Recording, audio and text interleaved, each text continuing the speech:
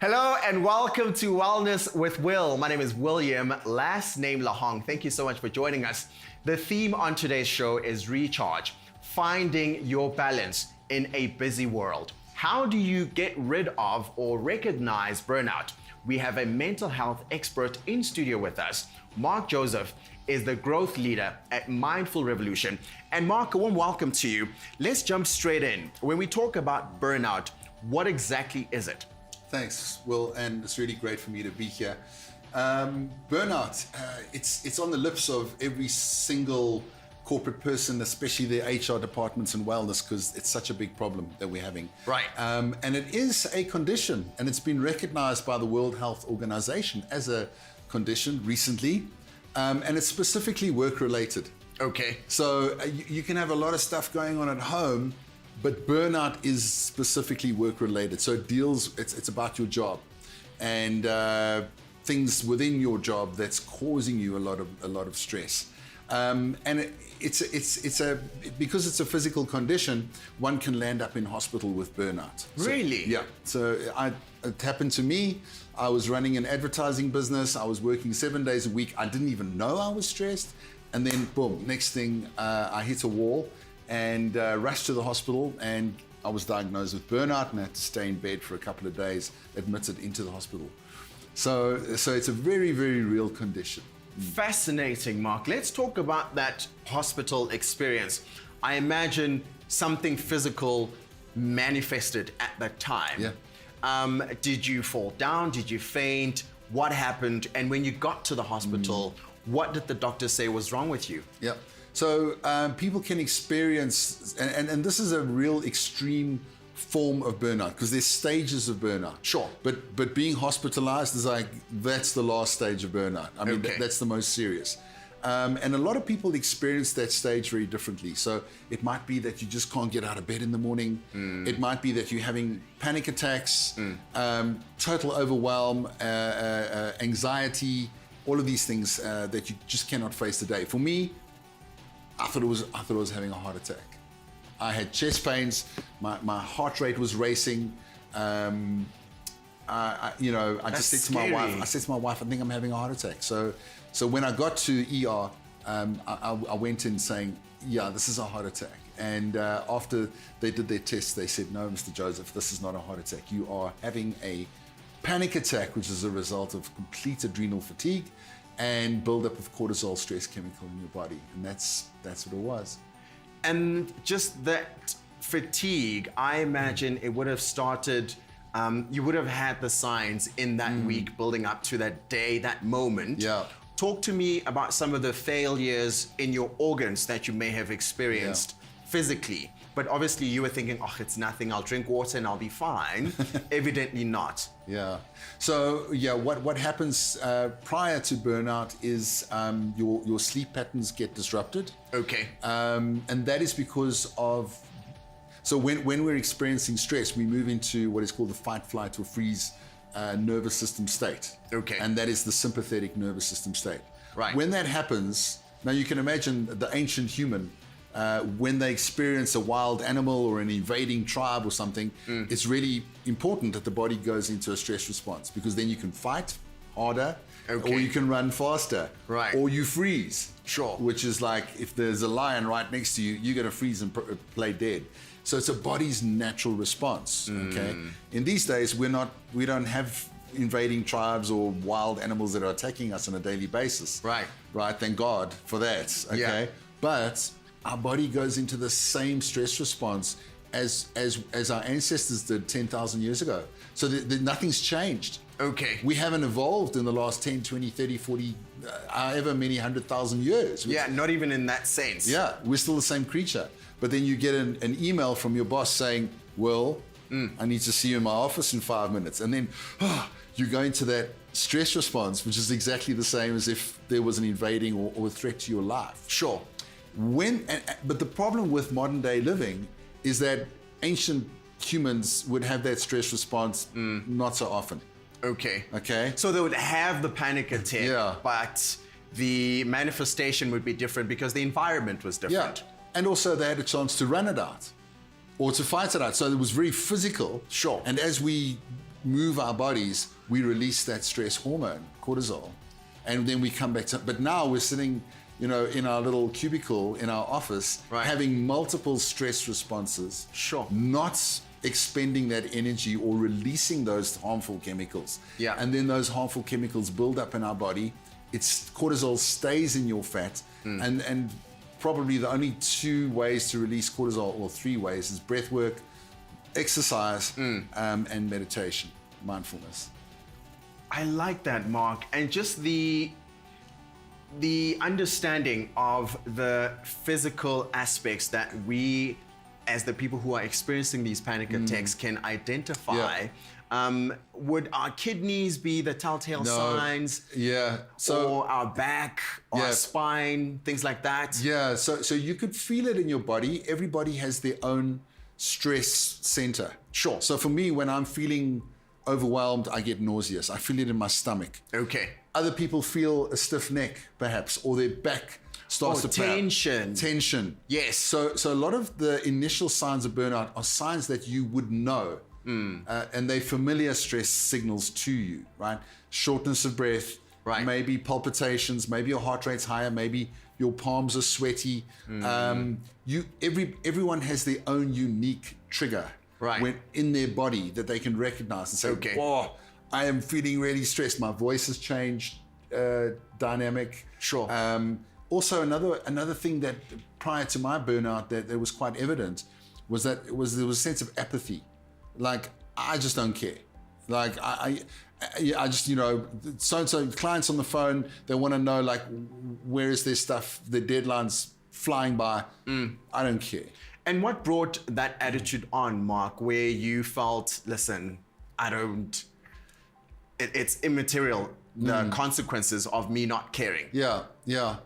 You just get to a stage where there's a feeling of life is so overwhelming. There's depersonalization. Sure. You start having a revision of your values. Right. And you've forgotten to live. Your family haven't seen you in a while. Okay. You're working flat out. Everything is about work. And then you get to a stage where you feel angry. Where you get into a conflict with just about anybody. I mean, you can go to the petrol station and someone's taking too long and you start to get irritable. Right. So these are all kind of little signs, warning signs. Sure.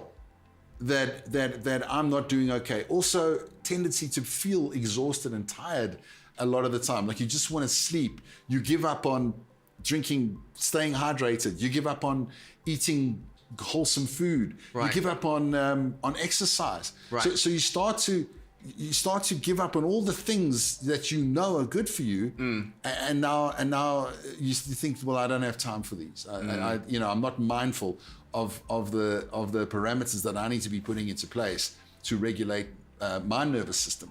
And thus bringing in an imbalance, Yeah. Mark, right? I mean, the whole theme of today's program is just that recharge and finding that balance in such a busy world. And using your analogy, when you then in your mind are saying, listen, I don't care anymore, would that be a freezing response instead of fighting or flying? Yeah, it is a kind of a freeze response. Right, because now you're saying it's of no consequence. Yeah. So what needs to happen, let it happen. Yeah. I mean, you can imagine you come in, you're fresh.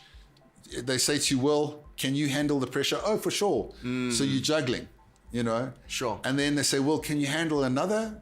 And you go, okay, cool. So they throw another ball in. Now, now instead of 3 balls, you got 4 in the air. And they say, well, how about another one? And you're like, yeah, okay. And they keep on adding. And now you're sweating and you're juggling 7 things at the same time. What's going to happen? You're going to drop one of those balls. You're going to drop one of those balls. It's inevitable. So as you take on more, and as you expect it to take on more, because it's not all about the individual. Sometimes it's the organization that pushes them, forces them, and overwhelms them to a point where you're going to start dropping balls. What happens when you drop the balls? Yeah. Is people start Things fall apart. criticizing you, judging you, poor performance reviews. Yes. You get pulled in, and all you've been trying to do is just help and be efficient. Right. But you've taken on too much. So this is an indicator of the kind of person that will move into A-type personalities. Yes. Are prone to burnout. Let's talk about that, Mark, and unpack it further. I imagine, obviously, your family members would recognize the change or the imbalance. You get to the office, you get to the corporation, you get to a work environment, your colleagues, if you're a team leader, people that report to you would see signs. What would those signs be? Talk to me firstly in a family dynamic and also in a corporate environment. Yeah, so you're just not present. When in the initial stages of burnout, what happens is everything is a priority. So you start to lose your ability to discriminate. Okay. So you got 20 emails and then you think they're all important. They're all urgent. Right. Rather than go, okay, that's priority, that's second, that's third, that's last. So everything is urgent, everything is important, and you start to treat your colleagues, your staff in the same way. Yeah. People say, Mark, where should we start? Everywhere. We got to stay up. We got to work hard. We got to make sure that it all gets done today. And everyone's like, well, we can't do it today. Can we not postpone some of it for tomorrow? Yeah. So there's a sense of overwhelming pressure that you put on yourself and you put on everybody else to get it all done as soon as possible. Right. And this is also like working in advertising. There's so many deadlines, right? And then eventually you've got to say to your client, I'm sorry, but we can't meet those deadlines. Right. They are just unrealistic. But a person that just says yes to everything with no boundaries, boundaries is important. I'm sure we're going to talk more about it. Yes. But your colleagues will start to notice that you are argumentative. Okay. That you don't care about a lot of stuff, that you don't delegate really well. Right. That you're taking on more and more when you shouldn't be taking on more and more. And they're looking at you going, you're like a runaway train and you're going to crash and you're taking all of us with you. And actually, when you crash, we're going to have to pick up your pieces. Yes. And that's not going to be fair on us. And I know this. My father suffered from burnout as well. Right. He never recovered from burnout. He didn't recover. No. Let's unpack that even further, Mark. I mean, the recovery process. So now you've just given us the common signs that we can look out for. That tells us that our body is going to ultimately, burn out. Essentially. What then needs to happen in terms of recovery? Okay. Well, first of all, if you're working in an organization, everybody needs to know. Sure. There's a stigma around mental health. And everybody keeps quiet. Do you know that 5 out of 6 people will lie to their line manager if they take a day off for mental health? They will lie. Yeah. So if you've got flu or you're sick or maybe you get COVID or something like that, you'll tell, listen, I can't come to work, I got a runny nose, or I hurt my knee, or my back's out, or something like that. Right. The symptoms are physical. If I'm coughing and sneezing, I'm fluey, you can see it, right? But a mental imbalance, or if you're unwell mentally, it doesn't physically show, does it? No. So we try hide our mental health. Right. And my life's work is to expose, is to bring it into the open and to say, guys, it's okay to not be okay. Right. It's okay to have a bad mental health day. That's fine. And to be honest about it, and to say to HR, guys, you know what, I've burnt out. Let everybody know I've burnt out. Maybe they can jump in. Maybe they can help.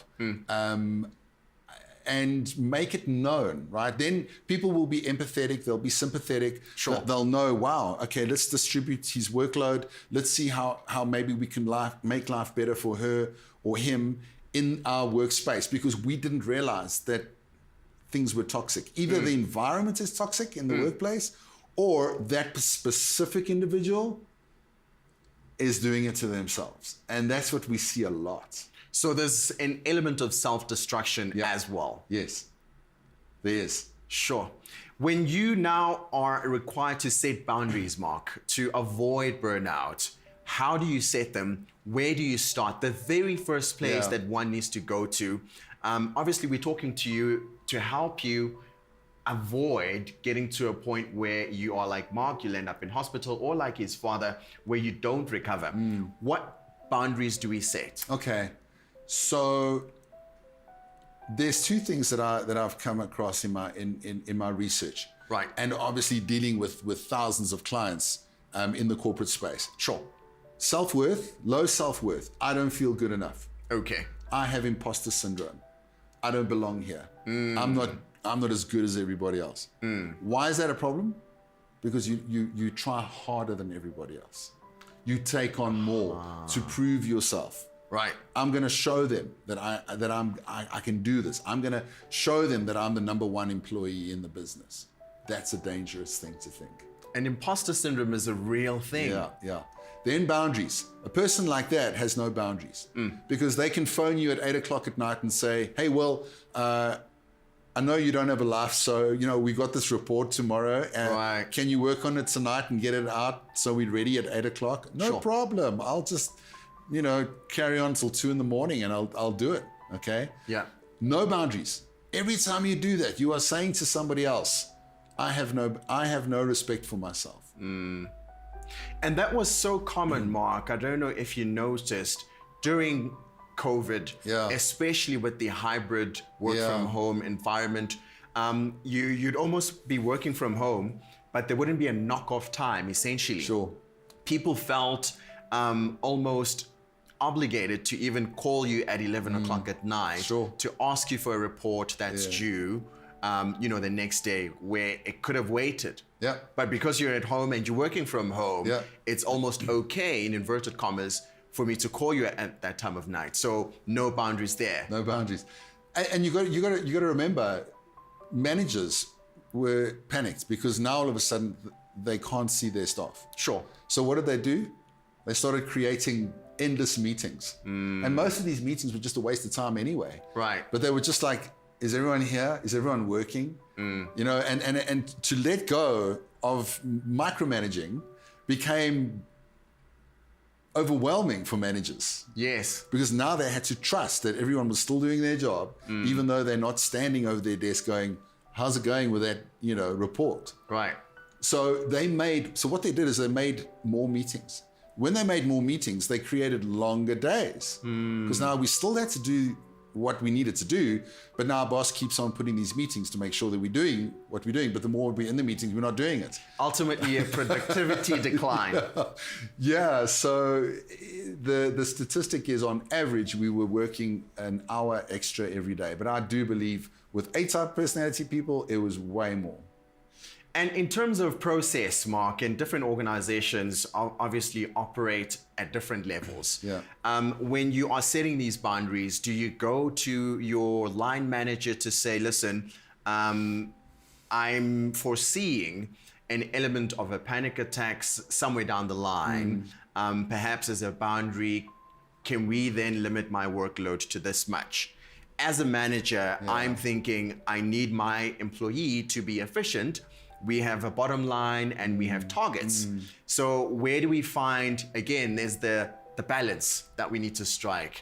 And it may be a touchy, subject to speak about on this platform, but I feel it's important because that's the reality of an employee-employer relationship in real time, just globally. Well, I would love to see that happen, but I'm telling you right now, it's not happening. Because they're going to think as soon as I approach my manager, they're going to think I'm weak. Right. Nobody wants to be perceived as weak because then that's a threat to their livelihood. Sure. And their promotion. Right. And maybe if there's a restructuring coming, they will not be in line for a better position. Or they'll get the axe first. Exactly, because they are the weak one. Sure. So nobody will do that. Right. Ideally, they should be doing that. Yes. So I'd rather talk about protecting ourselves, right? Okay. You can't cover the world in leather. Right? But you can cover your feet in leather by wearing shoes. Sure. So personal boundaries is something that we promote. Like, how can you create gentle boundaries? Okay. Now, Steve Jobs said, the way to focus on productivity is about saying no. Okay. Like, you can't say no to your boss, right? You can say like, can we postpone?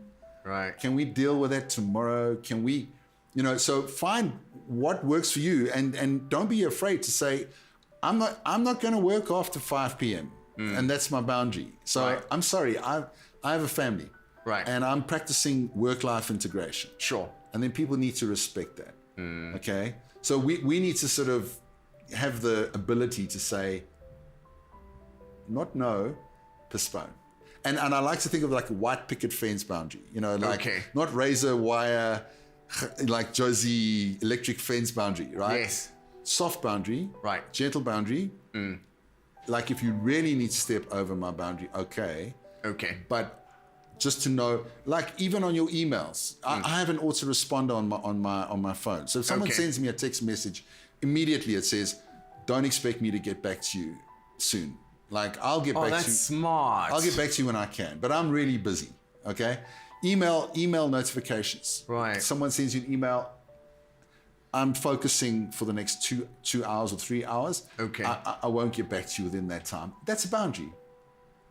But you know that 47% of our distractions are internal. Of course. So All in our own mind. we are